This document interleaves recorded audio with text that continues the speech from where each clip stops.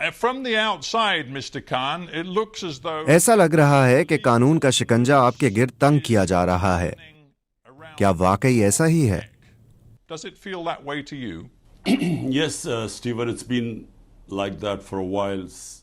جی ہاں اسٹیفن، جب سے مجھے اقتدار سے ہٹایا گیا تقریباً 14 سے 15 ماہ پہلے تو اسٹیبلشمنٹ سمجھتی تھی کہ پارٹی ختم ہو جائے گی، اور عموماً ایسا ہوتا بھی ہے کہ جب آپ اقتدار میں نہیں رہتے تو آپ کی مقبولیت کم ہو جاتی ہے. لیکن اس کے بالکل برعکس پارٹی کی مقبولیت پہلے سے بھی زیادہ بڑھ گئی، اور یہ پاکستان میں بہت غیر معمولی بات تھی.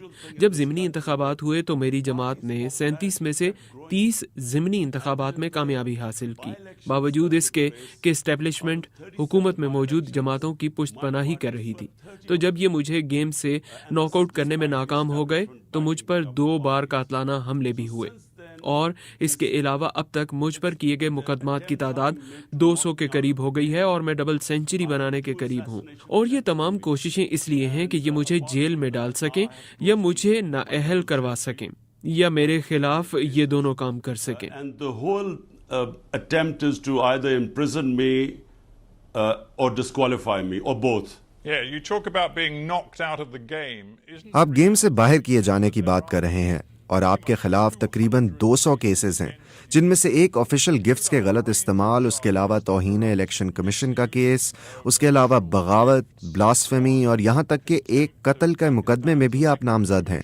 But then there are others which include, as I understand it, sedition, blasphemy, and one case which even alleges you were involved. تو یہ بہت پیچیدہ اور مشکل صورتحال ہے، اور اگر دیکھا جائے تو آپ کے پاس تو کسی اور چیز کا وقت بھی نہیں. You don't have time for anything else.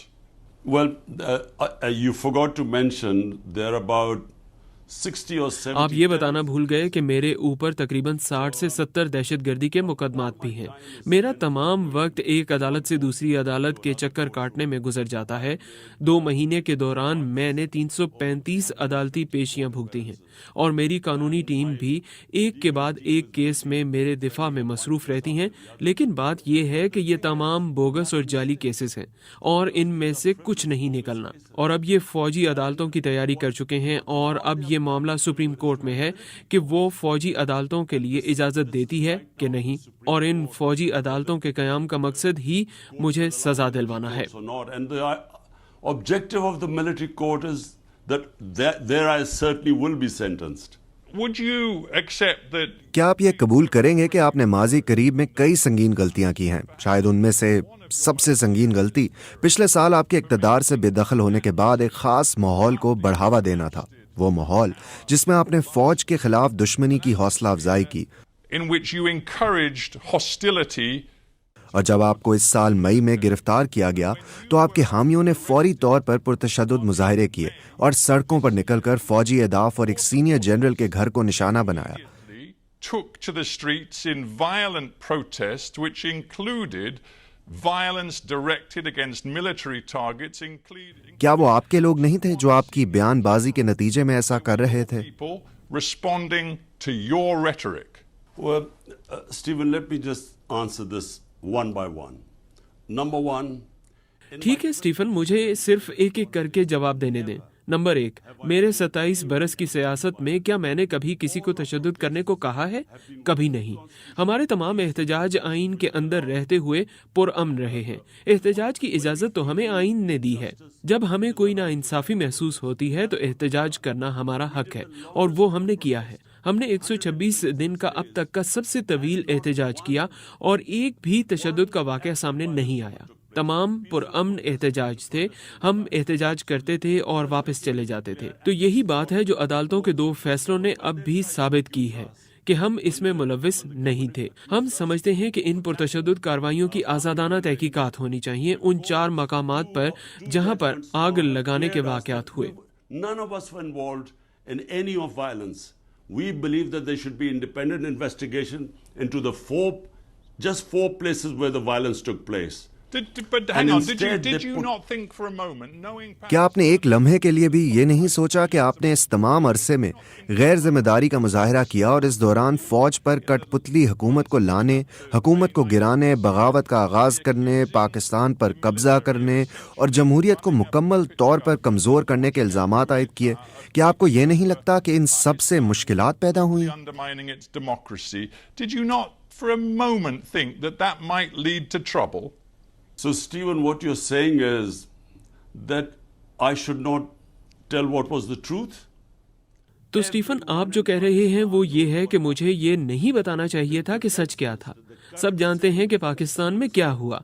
मौजूदा वजीर दिफा जो उस वक्त ऑपोजिशन में थे ने कहा था कि 2020 में जब मेरी हुकूमत को सिर्फ 6 माह हुए थे, उस वक्त के आर्मी चीफ ने उन्हें 2 टोक अल्फाज में कहा था कि वो मेरी हुकूमत से जान छुड़ाना चाहते हैं, और ये कोविड-19 के बायस 2 साल तक नहीं हो सका था, और यही वजह थी कि वो उस वक्त हमारी हुकूमत नहीं हटा सके, और ये बात मौजूदा वजीर दिफा ने की है। 19, which is why he held back. That's the only reason he didn't remove our government. Now, this is मुल्क में किसी को भी शक नहीं है कि साबिक आर्मी चीफ ने मेरी हुकूमत हटाई, बल्कि वजीर दिफा ने तो बढ़ चढ़ कर ये भी कहा कि उन्हें ये कहा गया था कि इमरान खान पाकिस्तान के लिए खतरा है, इसलिए हटा दिया गया। यही सच है। he thought Imran Khan was dangerous for Pakistan. That's why he removed me. So this is just a fact. Well, no one. I talked about karma. Yeah, I talked about karma before. The truth is, you rode. मैंने पहले कारमा के बारे में बात की थी। सच तो यह है कि आप फौजी हिमायत का सहारा लेकर इक्तदार में आए। 2018 के इंतखाब में आपने इस टाइगर पर खुद सवारी की थी। उस वक्त आप फौज के करीब थे। आपके इक्तदार के इब्तदाई बरस में इंटेलिजेंस सर्विसेज और फौज से आप करीब थे, और जब आपसे वो अलग हुए तब अचानक आपने फैसला किया कि आप सियासत में फौजी मुदाखलत नहीं चाहते।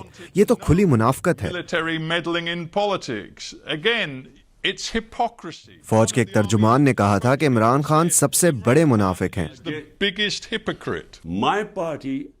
मेरी पार्टी ने सिफर से अपना आगाज किया था, और 22 साल मैंने अपनी पार्टी को बनाया, और फिर अगर 2018 में फौज हमें लाई होती तो अब जब एस्टेब्लिशमेंट खुल्लम खुल्ला हमारे खिलाफ है और हमें ख़त्म करने की कोशिश कर रही है, तो हुकूमत से बाहर होने के बावजूद हमने 37 में से 30 ज़िमनी इंतखाबात कैसे जीत लिए? ये कैसे हुआ? क्योंकि एस्टेब्लिशमेंट के लिए तो सब जानते हैं कि ये मौजूदा हुकूमत के साथ खड़ी है। तो किस तरह हम तमाम ज़िमनी इंतखाबात में क्लीन स्वीप कर गए? तो साफ जाहिर है कि हम फौज की वजह से इक़्तिदार में नहीं आए। जहां आप दुरुस्त हैं वो ये है कि फौज ने 2018 में मेरी मुखालफत नहीं की थी, लेकिन 2013 में फौजी इस्टेब्लिशमेंट ने नवाज शरीफ की पुश्तपनाही की, उन्हें इक़्तिदार में लाए। इसलिए हमने 126 दिन तक एहतजाज किया, क्योंकि हम चाहते थे कि इंतखाबात की तहकीकात हों, क्योंकि हम जानते थे कि इंतखाबात में धांधली हुई है। लेकिन इसके बरअक्स जब 2018 में हम इक़्तिदार में आए तो हमने खुद ऑपोजिशन से कहा कि आप हल्के खोल लें, क्योंकि हमें मालूम था कि हम शफाफ तरीके से जीत गए हैं। Isn't the truth, though, that you believed after you lost? लेकिन क्या ये सच नहीं है कि 2022 में अदम एतमाद की तहरीक में शिकस्त के बाद आपका मानना यह था कि आप अवामी ताकत का इस्तेमाल करके आर्मी को अपने साथ शामिल होने पर मजबूर कर लेंगे? लेकिन आप गलत थे। मैं मई 2023 में होने वाले वाकयात की तरफ आ जाता हूँ। आपके सपोर्टर सड़कों पर आ गए, उन्होंने पुरतशद्दुद वाकयात में हिस्सा लिया, उसमें अहम फौजी तनसीबात को भी निशाना बनाया गया। आपने बुनियादी तौर पर रेड लाइन क्रॉस की, एक ऐसी रेड लाइन जिसे क्रॉस करना आपकी पार्टी के हिमायती, हत्ता के साबिक दोस्त और हुकूमत में आपके साथी कहते हैं कि इसके कसूरवार आप हैं। ये आपकी जिम्मेदारी है। It's your responsibility to quote your former defense. आपके साबिक वजीर दिफा परवेज खटक ने कहा कि मेरी नई जमात के तमाम सियासी नुमाइंदे इमरान खान को 9 मई को होने वाले सानेहात का जिम्मेदार ठहराते हैं। Khan responsible.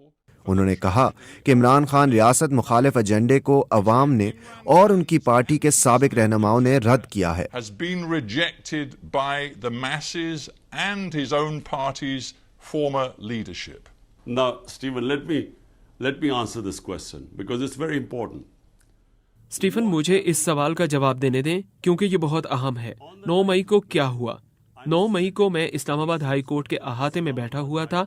मैं मुतअद्दिद मुकदमात में जमानत पर था। मेरे ऊपर कोई केस नहीं था। मुझ पर पुलिस ने नहीं, कमांडोज ने हमला किया। इसके मनाजिर पूरी दुनिया में फैल गए। मुझ पर हमला हुआ और मेरे सिक्योरिटी गार्ड्स के साथ मारपीट हुई और मुझे वहां से अगवा कर लिया गया था, जिसे सुप्रीम कोर्ट ने गैर कानूनी और गैर आईनी करार दिया। तो आपका क्या ख्याल है कि मेरे सपोर्टर्स क्या करते? जब उन्होंने देखा कि मुझे कमांडोज उठाकर ले जा रहे हैं, क्या इस पर कोई एहतजाज नहीं होना था?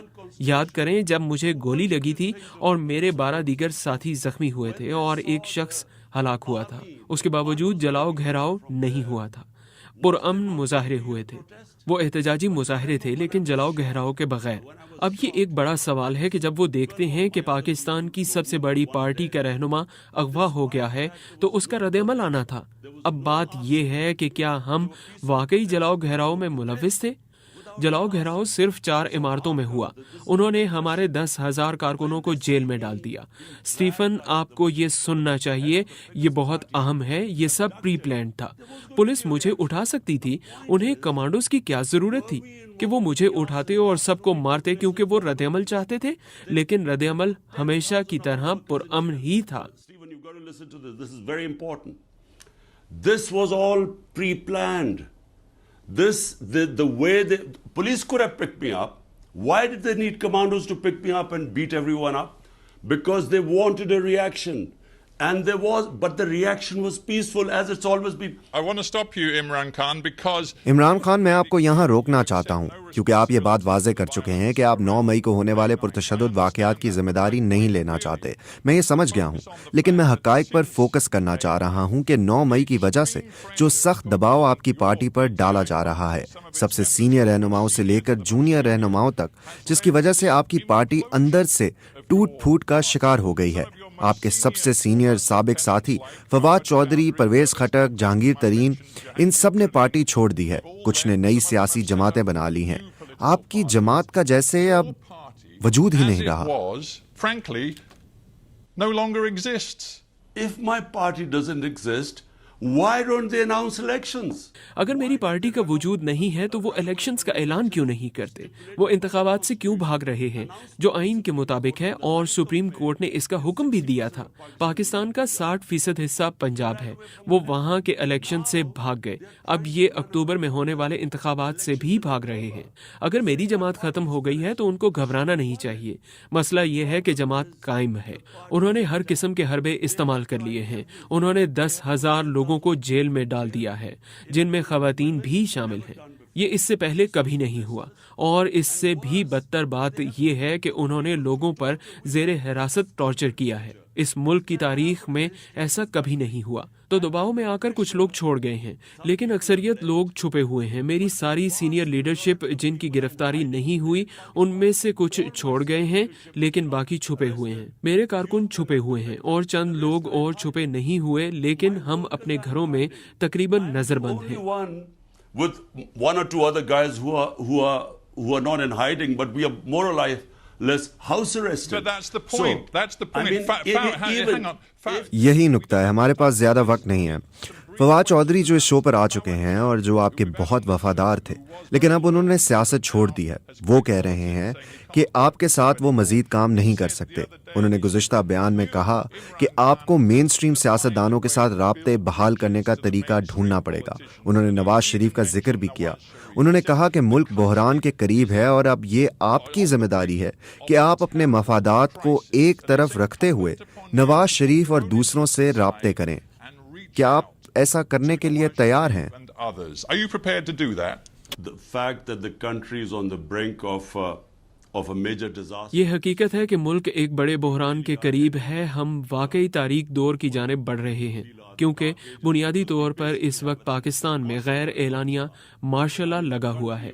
गुज़श्ता 20 बरस में मुल्क जमहूरी निज़ाम की तरफ चलने लगा था, लेकिन एकदम से ऐसा नहीं रहा। कोई ऐसा मीडिया नहीं जो आज़ाद हो, और वो अदलिया को अपने काबू में लाने की कोशिश कर रहे हैं। तो हम तारीख दौर की जानिब जा रहे हैं। लेकिन इसका हल क्या है?